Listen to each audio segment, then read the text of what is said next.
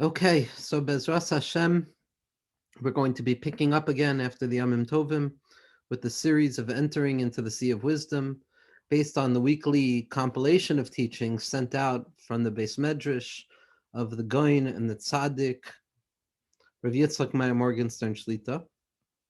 And there's been a lot, a lot of Torah being shared, a lot of tefillos that people were saying for the Rebbe, who's Baruch Hashem feeling totally fine, much better. Um, but one of the things that was unique about tonight is that B'derech Klal we choose teachings from Nishmas and Chadasin, or from the Shira Mantaris Chacham, or from the art site. But today, what I decided to do is I wanted to take a teaching from the De'ei Chachma L'Nafshecha. Now, the De'ei Chachma L'Nafshecha are the ma'amarim that are printed at the very beginning of the packet each week, which are the Shalashudis drashos of the Rebbe Shlita, and sometimes they're the previous year's Shalashudis drasha or a relatively recent one, because what happens is the Rebbe gives over Shalashudis drasha, and if anybody's seen a video or been there, the Rebbe is speaking basically mumbling through a towel. In my mind, an impossible thing to try and comprehend or even hear. And then the Rebbe has a Talmud Muvhak, one of the Talmidei Muvhakim, Rebbe Kiva, who sits there listening to every word and typing everything, and there's a big screen and you see the letters being typed in real time. And it's just, on a certain level, the light of the tzaddik is one thing, but to see a Talmud who's capable of recording it in real time and hearing every nuance of the words is another thing entirely. And then what Rebbe Kiva does is he'll spend a Thursday night afterwards going over that mimer that he heard and editing and adding makoros. And then after a few weeks, that mimer is sent out, to the extent that in addition to the Rebbe's Torah in Yam HaChachma and the Ma'amarim and the Birum on Shas and the Birum on the Shulchan Aruch and the Mahalchim in Kabbalah and the Mahalchim in Rabbi Nachman and all of the Tzadikim, the De'ei Chachma L'Nafshecha, the Shalashudis Torahs alone, which is really in the language of the Rebbe himself, unlike some of the other Svarim and the other Ma'amarim which are based on the Torah of all of the other tzaddikim, and the Rebbe is just being miyached and unifying everything together to build palaces to reveal the true essence of the teachings. The Chachma L'Nafshecha is much more associated with the Rebbe's lashon. The Rebbe will. I've only heard about this. I've never been zeichet to be there for Shalashudis, but what the Rebbe does is he prepares already, starting by Shacharis and Musaf, and then by the time Shalashudis comes around, the Rebbe is basically words are being spoken through the tzaddik. It's not so much the tzaddik speaking anymore, but the Torah is coming down. It just so happens that Rebbe Kiva Shlita, his father was Nifter this evening. His father was Rav Avram Arlinger, and Rav Avram Erlinger from Switzerland originally was known as the Birchas Avram, who was a Goin Atzum and a Rosh Hashiva who wrote a number of Svarim and Masechtos and Shas. He was one of the earlier Talmidei Muvhakim of the Brisker Rav in Eretz Yisrael. And the Birchas Avram was one of the Gedolei Rosh Yeshiva in the yeshivas of Lita. And Rebbe Kiva made his way over to the Rebbe, and there's a beautiful letter which Bezras Hashem I would love to talk about at some point. In the most recent, Rebbe Kiva wrote a sefer most recently, and there was a letter, a Birchas Av, a blessing from his father, and just incredibly beautiful words about how when a person spends their whole life trying to understand how to learn Gemara and Halacha and how to have a Svara Yeshera, or a clear way of thinking, then HaKadosh Baruch Hu gifts them with the opportunity to understand things that are concealed. And by connecting oneself to holy individuals like the tzaddik, so therefore, there's a certain ore of Torah that comes down. It's a very powerful letter, and I think it's just Kedai. The shir should be Ilui Nashmas of Avram Erlinger, and the neshama should have an aliyah, and everything should be good. And Advias Goyal Tzedek. So we're going to be teaching from a small piece that Rav Akiva Erlinger Shlita actually brought down and compiled. The Nakuda is not a new Nakuda, but there's one element of the Nakuda that we haven't gotten to speak about. It's something that I've been thinking a lot about lately and working on, and so it was exciting to try and talk about this. B'derech Klal, we know that the Rebbe really sees all of existence, all of the Torah, all of the process of history and the unfolding nature of history, and every moment that a Jewish person lives as being able to be broken up into three categories. And those three categories are what we b'derech klal understand to be keser, chachma, and bina. Keser being the crown, the highest point, which is ratzon or tainug. It's associated with a bechina of ayin and ani b'vas achas. Then there's going to be the darga of chachma, which is a darga of bittul, and then there's going to be a darga of bina, which is more of a yeshus. And we're going to go into exactly what that means. So the way things go is that the world starts off on a darga of chachma. Darga of chachma is ayin, it's nothingness. It's corresponding to the world of atzilus. And at that place, there's no toleration or no tolerance of distinction or distortion. Everything is nullified in the greatest mode of nullification in the eyes of HaKadosh Baruch Hu. There's no distinction between Kalim and Oires, as we know from the Zohar HaKadosh, that in the world of Olam HaAtzilus, what we can say is Ihu v'charaihu v'garmaihu chad bahon, that in some impossible way, in the secret of faith, the Kalim and the Oires, the revelation and the concealment of Hashem is one and the same. That's the Ois Yud, that's the first letter of the Shem Havaya. That's how things start off. That's where all that is Or Ein Sof, Pashat Kipshuto Mamish. After Chachma is revealed, what happens then is we fall directly into Bina. And the world of Bina represents the worlds of separation. If the world of Chachma is the world of Atzilus, then the world of Bina is Bria, Yetzira, and Asiya, worlds of separation, distortion, and growing levels of concealment, to the point that when a person comes to the world of Asiya, Mamish, like the Baal Tanya tells us in the 36th chapter of Tanya, that it's the Tachton She'ein Tachton Yoter Mimenu. It's the lowest possible place in which HaKadosh Baruch Hu's light can become manifest. That's the space that we find ourselves in. That's the place of separation and concealment and distortion and difficulty and a distinction between Iris and Kalim and all of the different synonyms and antonyms that we can express. Now, because Chachma cannot tolerate such a state of separation, there's no real, at least explicit, inherent connection between Chachma, which is representative of Atzilus, and Bina, which is representative of the worlds of Bria, Yetzira, and Asiya. B'derech Klal, we can also refer to these two levels as the Yichud Ilah and the Yichud Tata, or Shema Yisrael and Baruch Shem Kavod Malchus L'Olam Va'ed. Because we know that there are two forms of Yichud. The Yichud of Yichud Ilah, the elevated Yichud, which is associated with the place of Chachma or the Darga of Ayin. At that place, it's clear as day to everybody that nothing exists other than HaKadosh Baruch Hu. That's where the world doesn't exist. It's referred to as Bittul B'Metzius. I no longer exist. There's no concept of self. I'm just saturated in the oceanic sense of Hashem's oneness. And that's Shema Yisrael, Hashem Elokeinu, Hashem Echad. We come to recognize that Havaya and Elokim, two distinctive ways of expressing Hashem's light, are in truth one. That's the Yichud Ilah. Bina, however, is what we refer to as the Yichud Tata. Here in the worlds of separation, it's really not so clear that HaKadosh Baruch Hu is running the show. In fact, it becomes nearly impossible to sometimes even believe that HaKadosh Baruch Hu is running the show. And as you descend in the gradations of the world of separation, in the world of Bria, which is the first instantiation of separation, so what we have there is we have Riboy Tov and Miyoto Ra. There's a lot of good and a little bit of bad. Then you descend a little bit more, and what you come to is the world of Yetzira, where there's half good and half bad, until you finally come down to the world of Asiya, which is mainly bad and just a very little bit of good.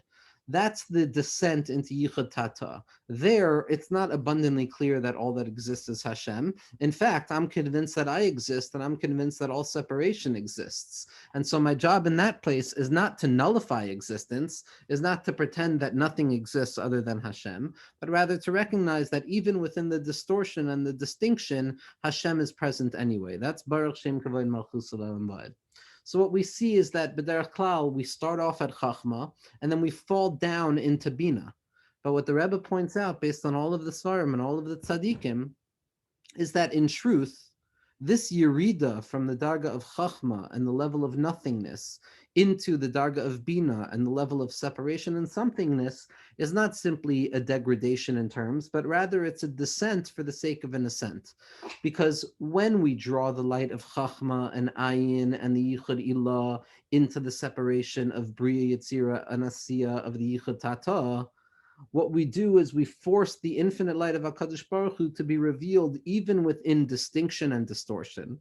We acknowledge that in truth, even in the darkness and the Cheshach HaKaful u'Mechupel, in the Hastara Shabbataycha Hastara, in the Betan of the Nachash, as all of our tzaddikim point out, that even here HaKadosh Baruch Hu's unity is found, thereby moving back up to a recognition that was even higher than what we knew beforehand. Because we start off with the Darga of Chachma, and Chachma can't tolerate distortion. We go down into distortion to reveal that even distortion is included in the unity of HaKadosh Baruch Hu, which brings us back up to a place even higher than Chachma, which is the place of Keser, which is Ani v'ayin bevasachas, something and nothing at once. In the beginning, we start off with nothing, we descend into something, for the sake of ascending back to a place where something and nothing operate in unison, revealing the Tosefes Kishut, or the additional adornment towards perfection that comes about by way of imperfection. Nowadays, as we're going to see, the yichud of HaKadosh Baruch Hu, that infinite presence of HaKadosh Baruch Hu's light, is only revealed on the level of yichud ilah. It's only revealed at the level of that supernal unity of Chachma. Our job is to reveal it specifically by way of distortion.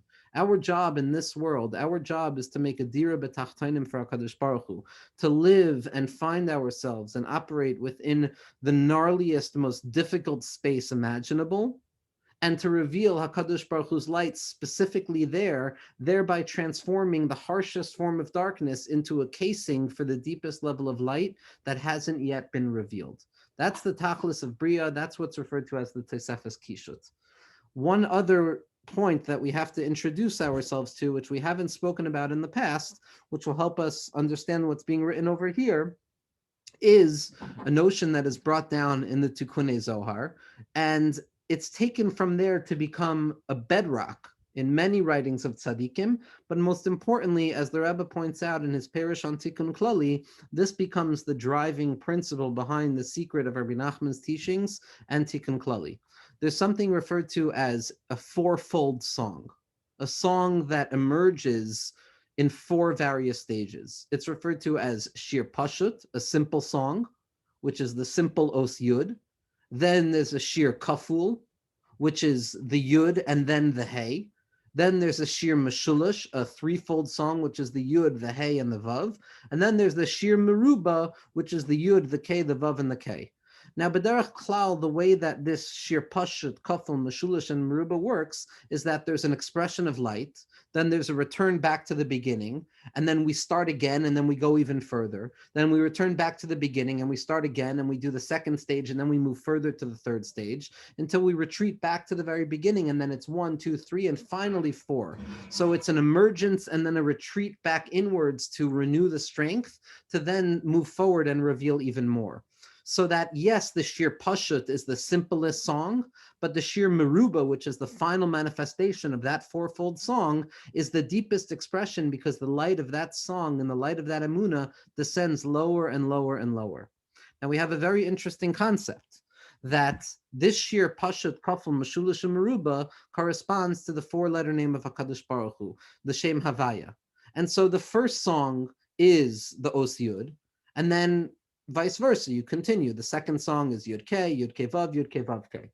It turns out that the only full manifestation of the Shem Yud K Vav K is on the lowest level, because it's only when we descend into the fourth level, which is the place of concealment, which is the Olam HaAsiyah, which is where it's a Cheshach Kabul Mechupel, that we're able to uncover the light of HaKadosh Baruch Hu's name. And that's exactly what the Rebbe is going to teach us. That yes, even though it doesn't make sense that specifically in the lowest place possible we would find the full expression of HaKadosh Baruch Hu's name, but that's the secret. The secret is that it's easy when it's light. In the simple song, in the doubled song, that's easy. The hardest thing to do is to find oneself in that world of Asiya, but to reveal that song that stands to be revealed in the future, where we transform this world in all of its thickness into the Kalim to reveal that song of La'asid Lavo, that's the Chiddush, that's the Tikkun Klali. That's where we take all of the distinction and the distortion of separation, Olam HaAsiya, and we transform it into a Giloy of the Tosefes Kishut, of the additional adornment. And so let's look just a little bit inside at the words of the Rebbe's Torah as it's expressed and clarified through the writing of Rebbe Akiva Shlita. And it says as follows: The Inyan hu shebechinas hatziurim de das tachton shukafia nira ata olamis bia sheshamhu astar shel Kadosh Baruch Hu. That according to our human perception at this time in history and according to the limited confines of our awareness, the worlds of separation appear to operate as standalone, independent entities of existence. That's all a matter of the concealment of a Kadosh Baruch Hu's light, what we refer to as das tachton, the lower level of human consciousness. Aval hine la'asid yasmu chatayim in haaretz v'yizbatlu haklipois hamastirim yechuda yisbarach. But in the future, all of the chatayim, all of the chasronos, all of the distortion and distinction and difficulty and pain, v'chule will be erased from the world, and all of the concealing husks of impurity will be nullified, and therefore the concealment on the unity of HaKadosh Baruch Hu's light is no longer going to be there. And at that point, v'yizgala shahavaya hu Elokim einon milvado, that in truth, the level of Havaya, which is the world of Atzilus, and the level of Elokim, which is the worlds of Bria, Yitzir, and Asiya, both are expressing the same light of HaKadosh Baruch Hu and revealing the Darga of Keser, which is Einon Milvado. V'choil hametzias hurak shemos HaKadoshim. And in truth, what it will be revealed to us retroactively is everything we saw was in truth just the holy names of HaKadosh Baruch Hu as they're expressed through the very basic building blocks of the Osios HaKadoshim. Kishemavur from Rav Yitzchak Isaac Mehomel and Rav Avram Halevi Mestrolisk. Those were two of the Talmidei Muvhakim of the Baal HaTanya who did not continue in the tradition of the Admoris of the Baal HaTanya, but rather they went on and they wrote their own Svarim, Ki Yadua. Shehu inyan sheyizgale soid koyach hagvul shebe'ein soif be'oifen sheyizgale shechol hametzias hu aloikus v'shemus hakadoshim. And what this means is that in the future, what will be revealed is the fact that all of the limitation that we encounter is in truth nothing but the potency of manifestation that is contained within the infinite itself. The koyach hagvul bebilti gvul, as we've discussed so often in the name of Rabbeinu Azriel Megaroina. And the Rebbe continues and he says, V'hu hasoid shel shir pashut kaful meshulish u'meruba. This is the secret of the single song, the doubled song, the threefold song, and the fourfold song.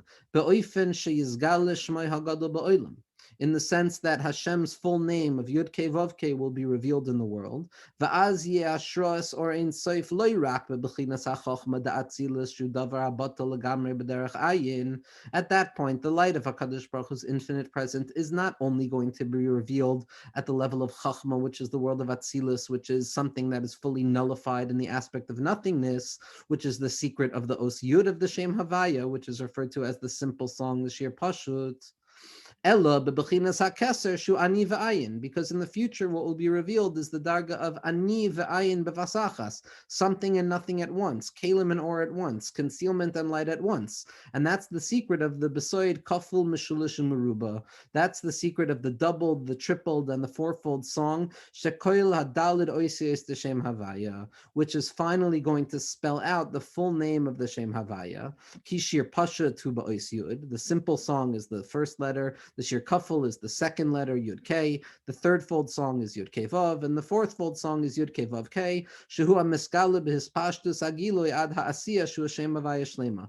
And it's only that which is revealed at the lowest level imaginable, which is the full name of HaKadosh Baruch Hu, as it's expressed in the Shara Kavanos by the Arizal, in the Kavanos of Kriya Shema Alamita, Biyadcha of Kiruchi, when we give ourselves over completely to HaKadosh Baruch Hu. V'yisgale ha'ma'al yusa shel asiya hatachtoina. And at that point, what will be revealed is the ascendant, elevated spiritual value of this lowly world itself, because it's specifically there, shesham mispashet shir meruba. It's specifically there in that low, broke down palace of a place that the full name of HaKadosh Baruch Hu can be revealed. Beside ma'alas merubim ha'oisa es ha'mitzvah k'moshe kasav v'taris chacham. In the secret of the more the merrier, the more distinction that we have, the more concealment that we have, and when that concealment is transformed into a light of HaKadosh Baruch Hu, the greater the chiddush, the greater the tainug, the greater the tosefes kishut. Shu b'chinas riboy hashemoy samizgala b'chol prate biyah. which is the secret of all of the different iterations and the various names of HaKadosh Baruch Hu, and what one encounters when they begin to study Pnimius HaTorah, which is what seems to be a proliferation of details and concealing elements that are almost impossible to hold a cup on. What will be revealed is that all of these particulars and the particulars of the particulars and the concealment of the concealment, all of it is there to include all of the disparity and the disunity and the noise and the difficulty and the concealment back into the simple unity. And through that, we will reveal even further the truest essence of HaKadosh Baruch Hu's desire, so to speak, which is to reveal himself specifically in this lowly place. Now, again, just on a tachlis that we can try and understand, or I can try and understand for myself, we live in that low place of Olam Ha'asiyah. We encounter the proliferation of details that appear to conceal and hide the unity of HaKadosh Baruch Hu. And one can either look at that as a frustrating symptom of being human, as if halavai, I can get over all of this distortion and just return back to the simple, unlimited light of HaKadosh Baruch Hu, or we can understand the tachlis, which is to reveal HaKadosh Baruch Hu's light specifically here, specifically in the details, specifically in the lowest world, in the Olam Ha'asiyah, in the lowest imaginable place where there seems to be no remnant of HaKadosh Baruch Hu's infinite presence, God forbid. And it's specifically here that we get to reveal the Shem Havaya. Not only that, but until here, there is no Shem Havaya. The Rebbe points out that the Os Yud or Yud K Vav, there's no inherent Kedusha in that name. Those are not considered names of HaKadosh Baruch Hu. Ad kedei kach, that it's only down here in the lowest imaginable place that we get to actually reveal the Shem HaKadosh, the true recognition of HaKadosh Baruch Hu's presence in the world. And Be'ezras Hashem, as we move forward into the winter with the Rebbe's Torah leading us towards Hanukkah, Be'ezras Hashem, we'll understand this idea more and more of how it's specifically down here that we're meant to find and uncover the light that's always been there.